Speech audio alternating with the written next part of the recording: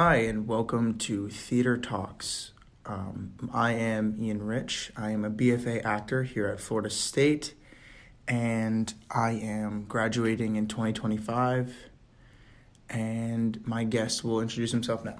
Yes. Hello, my name is Justin Banton. I am a second year BFA actor at Florida State. Yeah. There it is. So you recently did a production, Yes. Moon Man Walk. Yes. And what did this production mean to you personally? I think this production meant everything. I think the stakes were really, really high just because this is the first time that FSU has ever done an all-black cast for a show and had a black director for a show. So out of all the years that FSU's been running with their theater program, it's been the first time. So it's like it was just very high stakes because you didn't want to do it wrong because you are the first. You know what I mean? And you want to be that that door, Right. So that FSU looks back on this show and says, "Well, we had a great turnout for this. Why don't we start doing things like this from now on?" Right. So yeah, it was great and it was fun, and I think the thing that made it really, really fun was the fact that they were able to bring a black director in because the director knew exactly where we were coming from, and we were able to talk about our own experiences dealing with having like no father figure or being raised by a single parent, all that kind of stuff. And it didn't seem very preachy. It was more of just an experience that we all had. And we were just all comfortable to share stories. Right. So, how do you feel Florida State handles the issue of, or not, I shouldn't say issue, how do you think Florida State handles diversity and inclusion in their program, and kind of, do you feel like we're moving in the positive direction? Mm-hmm. Obviously, the past year or so has been a lot. When a lot of voices have been heard and have kind of been brought to the main stage about, hey, listen, your programs are basically blatantly whitewashed. Mm-hmm. You're not really giving the opportunity to as many people. I know I'm a part of the most diverse class ever to be admitted into Florida State's acting and musical theater program. So do you think we're moving in the right direction, or do you think that there's still more work to be done, or do you think there's a better way to accomplish diversity and inclusion here at Florida State? Okay, so here specifically at Florida State, I think the way that we're dealing with diversity and inclusion is kind of we're not doing it correctly. I think what we're doing is we're looking more at the idea of having diversity, meaning we want to just put numbers out there and fill quotas rather than actually include these students in productions or having them do shows that are predominantly for white people, but just seeing them in a new light or through a different lens and putting them into these stories. Right. With the theater program specifically, I know that we've talked to the faculty, we talked to everyone that's choosing shows and stuff like that, and the black students or people of color have asked them to see us when we audition. You know what I mean? It's not what we're asking for is not for us to do. We're not asking them to do just black shows or Hispanic shows and stuff like that. Right. What we're asking is, when we do Cinderella, can you also consider a black girl being Cinderella? Right. You know what I mean? Right. And they're not tackling inclusion like that. I think there's no inclusion at all. It's just the fact that they want to say, well, we have diversity, meaning we're accepting Hispanic kids, we're accepting people of the LGBTQ community, just minorities and stuff like that. But it's not the fact that they're including us, because they're still putting those principal characters or even supporting characters, just principal characters, as white people, right, and not shining a light on any other community. Yeah, and it really kind of still feels separated in a way. We can do a production like Moon Man Walk where we, are giving voices to a traditionally black story that really helps that you've said in the past, that you really connected with, and it hits close to home for many, like Black families and Black communities, and personally, it even touched close to home for me, and I am white. Yeah. But it still feels very separate. We're doing a Black show, and we're doing a show made by a Black director, rather than just bringing in a Black director or just giving talented performers the roles in which they deserve. Yeah. I don't think, personally, I never felt that the solution was just casting Black actors just cause. Because I always felt, to me, I would feel kind of less than, even just in being chosen for that specific purpose. But my perspective was obviously going to be very different from yours or from anybody else's. So I've always kind of wondered, like, why not just do what you said? Why aren't we just casting a Black prince or a Hispanic prince, or just, it doesn't matter. Like, these shows have been done 1,000,001 times. We've all seen Cinderella. Yeah. I think we can all use a refresher and like a new take on that story. Yeah.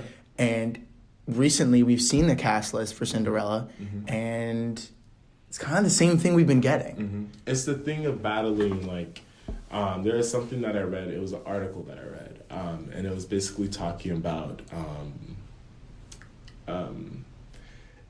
it was talking about color conscious versus colorblind, and the way that FSU views shows or just views productions is we just need to think about how can we be color conscious to the show. Meaning, in the past, we've only seen, I'll give you an example for Cinderella, right? For Cinderella, in the past, people have just seen a white Cinderella.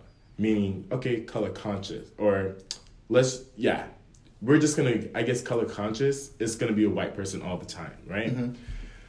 But when you do, let's say, a Black show like Moon Man, obviously you're not going to choose a white person for that role because the people have to be Black. Right, because that's central to the story. Exactly. It's essential to the plot. And so Cinderella is not essential to the plot. You know what I mean? At all.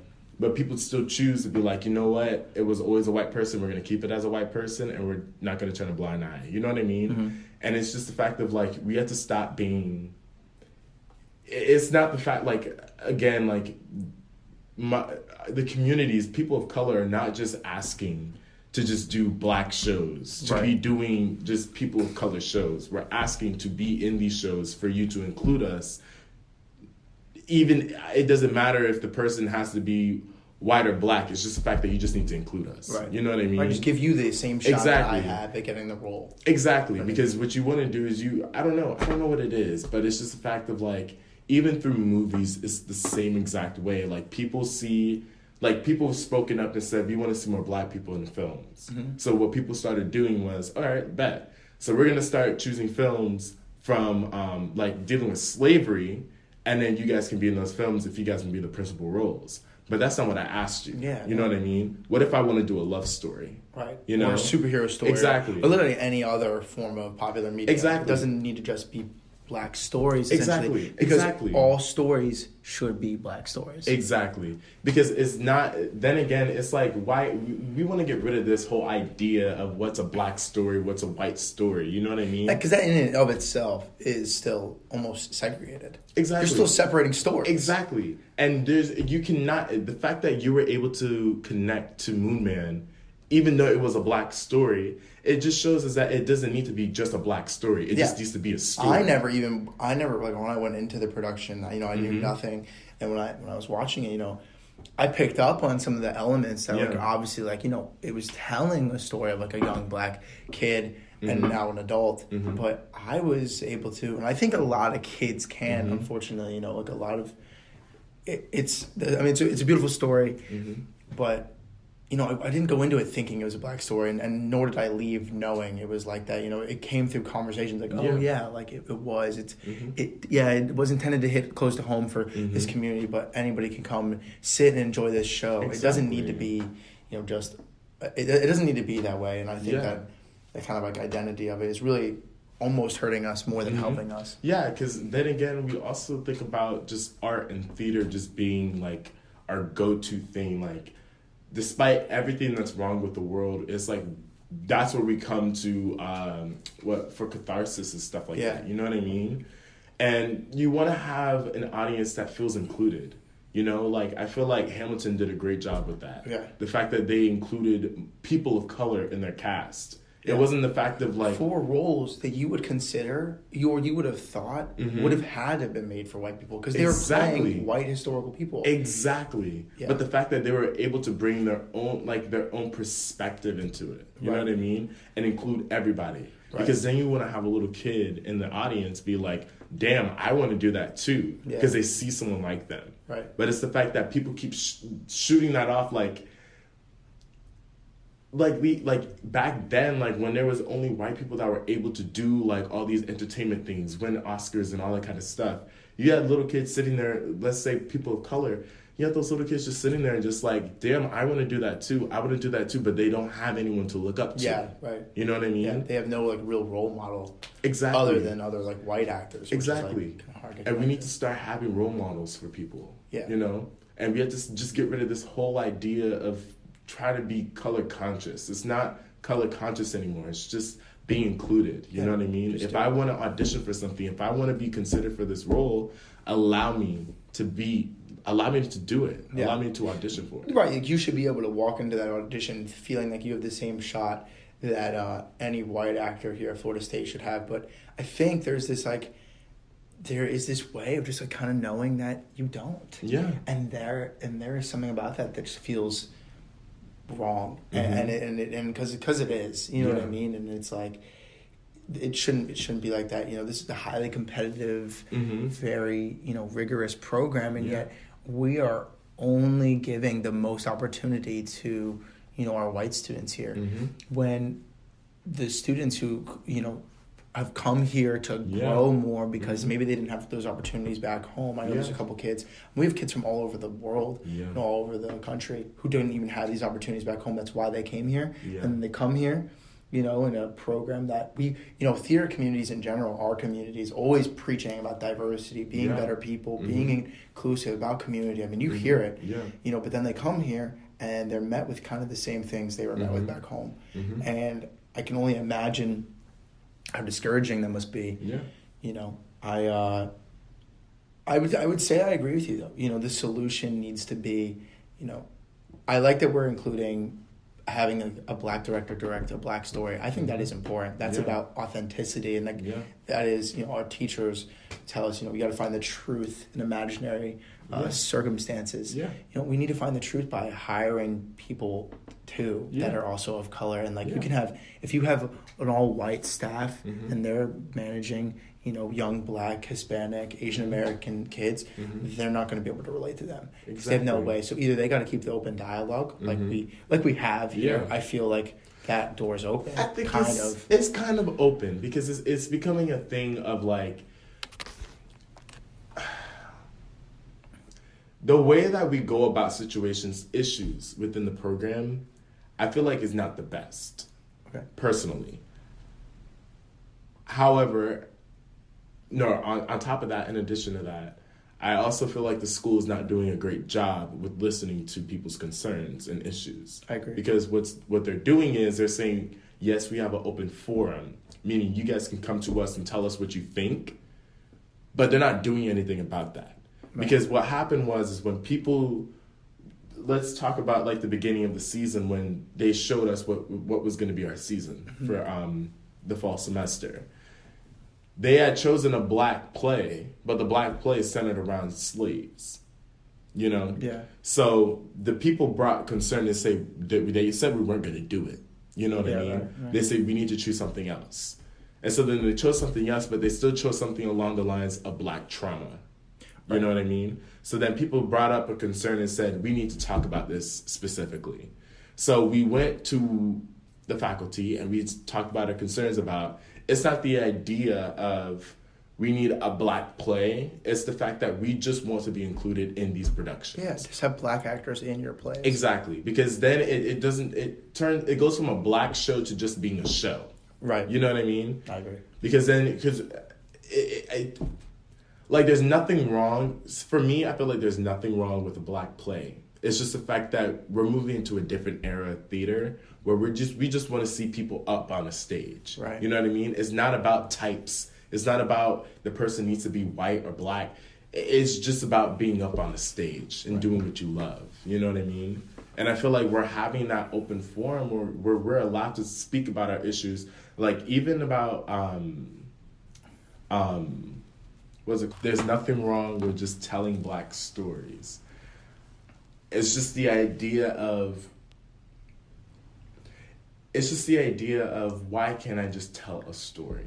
Meaning, like, why can't I just talk about a love interest that I have? You know what I mean? I want to also get complex stories to work on. But I don't get that because all I have to work on is the same trauma that I've been going through for years and years and years. Right. You know what I mean? And it's kind of like, I feel like, I come to the theater, you come to the theater, a lot of actors, we gather at the theater because we want to escape. Mm-hmm. That's the entire point of what we do. Yeah. Yet it feels like in the most twisted way that, specifically Black actors, I don't really feel like this is rings true for too many other communities, but that you come to the theater and then the jobs that you're given the most are to tell the stories that you already know. So you don't really escape into anything. Exactly. Kind of just end up being bogged down in the same stuff that you've been dealing with, and it's like, that's not why you're here. Yeah. At the end of the day, you want to play something other than what you've already known. And as do I. You know what I mean? Like that's why you want to do Shakespeare, because it's so out of the realm of what you go through day to day. Yeah. Is it not occasionally? Yeah, it's great to tell the story that you know so well, and that that you're helping other communities, and it obviously feels great. Yeah. But if that's the only thing you're doing, you kind of leads to no sort of real escape, and I think that's a real issue here, and kind of everywhere in the world. I don't know why it's taking so long to get to where we need to go, but who do you think is responsible, at least at Florida State, for making this change happen? Do you think it's on us as BFA performers, or do you think it's on the faculty, the directors, the casting directors? Who do you think's responsibility this is to the change? I feel I'm not going to say that it's the students' responsibility, because the students have already voiced their concerns and they've said something. So the people that are over them have to be the faculty. You know what I mean? So then when you voice your concerns to the faculty and they're sitting there saying that they understand what you're saying, but they still don't do anything about it, then it becomes an issue, And so then they're also, I'm not going to say that they don't think about the upper hand, which is their upper hand is the people that fund us, which are probably going to be very old white people. Yeah. I mean, hell, every building here at FSU is named after an old white person. Exactly. So then it's you kind of have to push it onto them. But then again, it's like what they're thinking about is like, that's not what they grew up with. You know what I mean? Right. Everyone is a product of their environment and what they grew up around. You know what I mean? And I'm not going to give them an excuse and say, well, that's not how they grew up, so they obviously have every right to do whatever what did I say?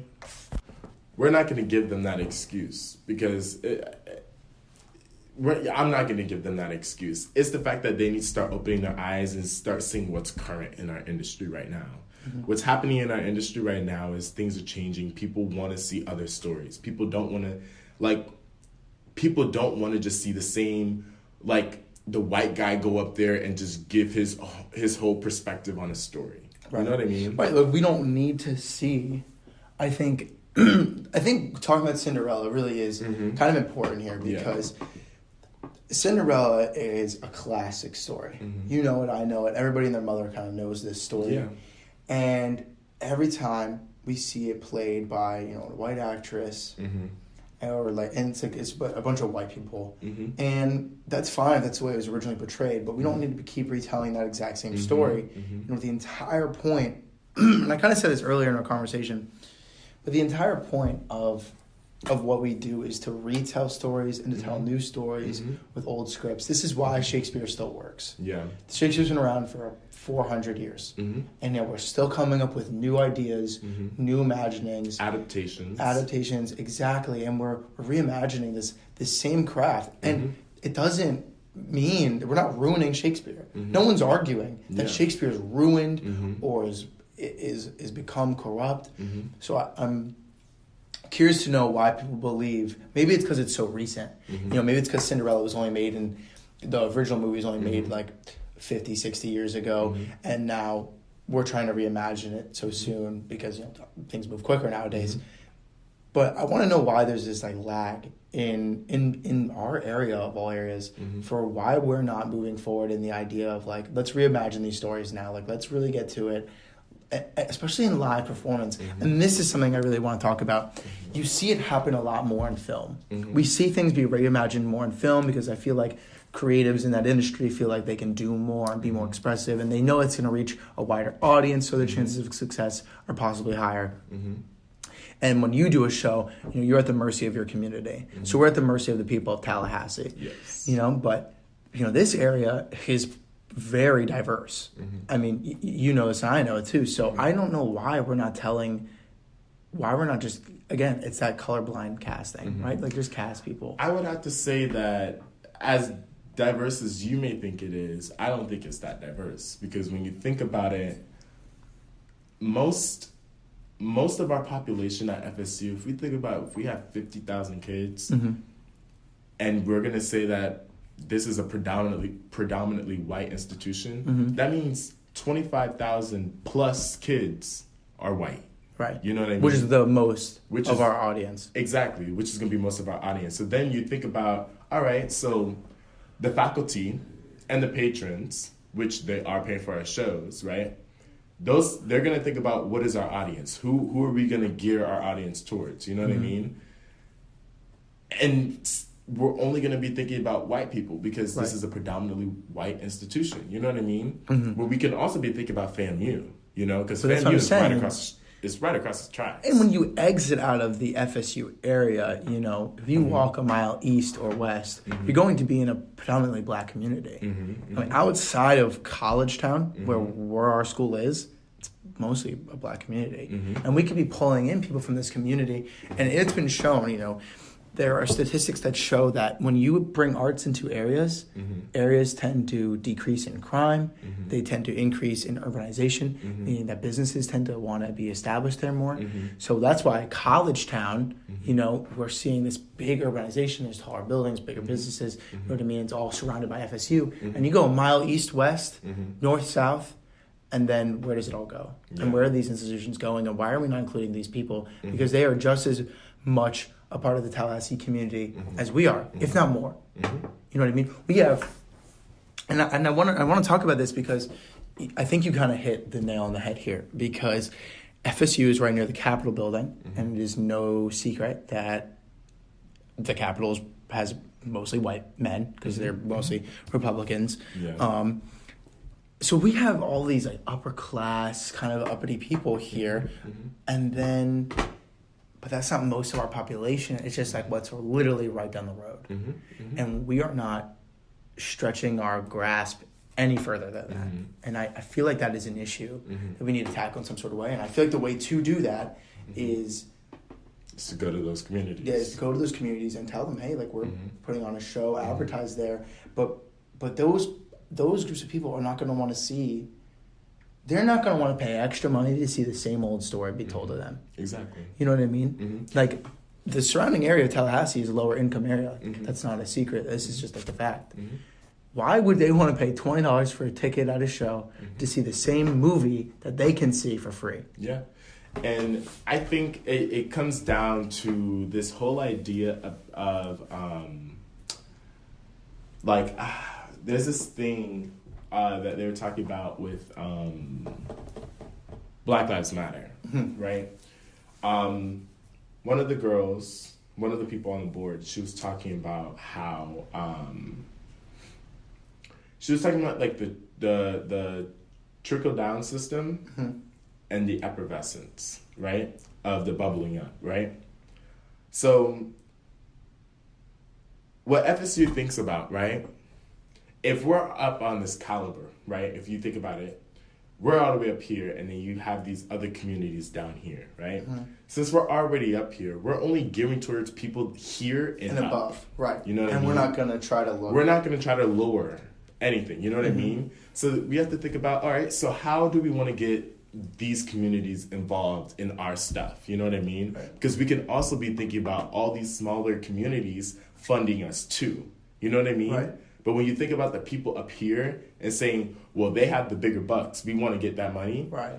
It's not going to work because it's harder to get to them than it is to get down here. Right, and I feel like quantity here, Mm-hmm. you know, if we include just maybe like a few thousand more people in the Mm-hmm. surrounding area, which would be mostly black people Mm-hmm. coming to our shows. Or people of color, yeah. People of color. Yeah. You know, sorry, I'm No, you're trying to use good. the You're proper good. term. You're good. We would be able to solve two issues with one. A, we'd get more funding Mm-hmm. because we'd be more inclusive, Mm-hmm.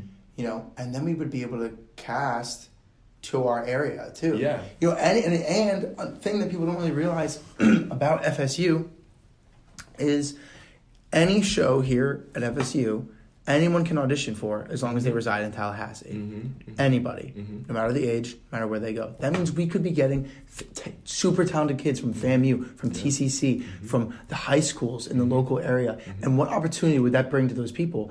I mean, we're missing out on a huge area for development here because we're only trying to, because you hit it, right? Like you were only trying to tailor our audience to like the 1% of the people, to the people who can give us the most money that we think, but we're missing out on thousands and thousands of dollars of funding because we're just refusing to look in literally any other direction. It's just being selfish. I think I agree. the institution is very, very selfish, and you want to gear towards these other audiences, but then again, when you think about even our theater program, right? Our theater program is focusing specifically on their theater students. They want all of their theater students to have an opportunity to do these shows, which I respect, and I think that's a Right. great idea. That's why we came. Exactly. However, you have to be realistic with these kids too. You know what I mean? Yeah. So these kids are auditioning for these shows, but they're only going against their friends. You know what I mean? Right. So you only have 100 people auditioning for this role when there should be, right? Hundreds. Hundreds, thousands of people auditioning for this role. Right. Because when you get out into this industry in the next 4 years, Right. who are you going up against? You know what I mean? Thousands, yeah. You're not even just going up against other people. You're going up against institutions. You're going up Yeah. against Businesses, people, agencies. businesses, yeah. All Right. of these great things because these agencies have really talented people too, and you just graduated school. You know what I mean? Right. So there's so many businesses going on, and also you have to think about realistically, it's about the business, right? I just saw a Broadway show. It was my first show,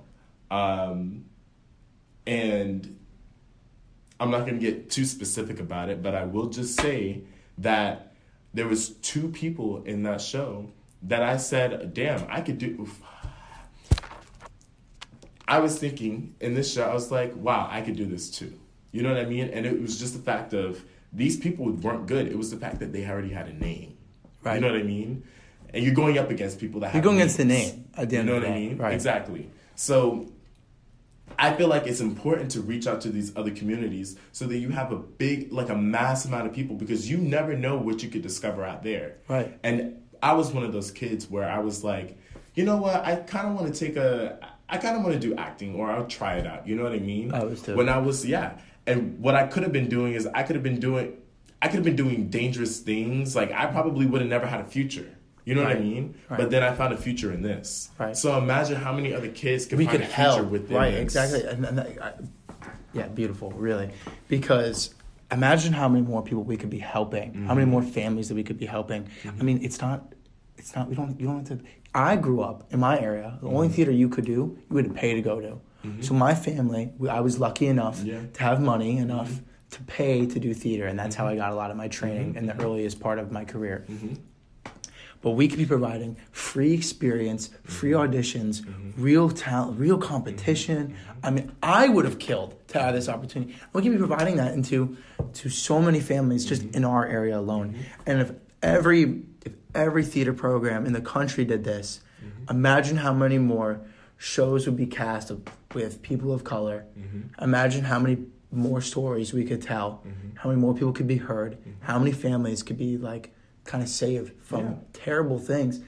I mean, this really could be game-changing, world-changing, and that is what theater is supposed to do. And theater alone, just theater alone, can have this huge milestone impact on the country.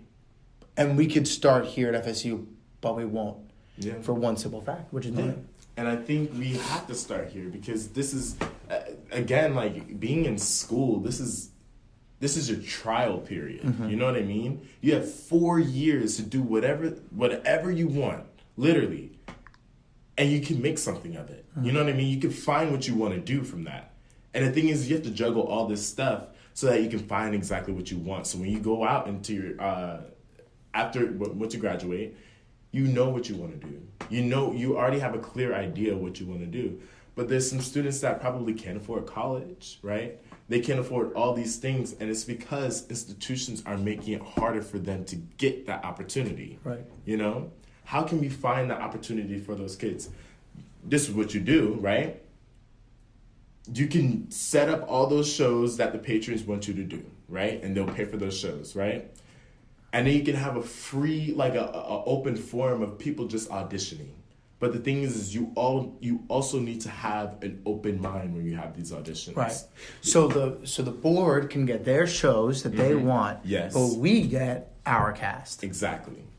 Right. And that's the best way to go about it. Right. So at the end of the day, it's not fighting for a black show. It's fighting for a show. And you get those good shows where you could just, like, it doesn't need to be, we don't need to worry about there being, there has to be a black character in the show. Right. You know what I mean? Like, it shouldn't be listed that there has to be a black character in the show.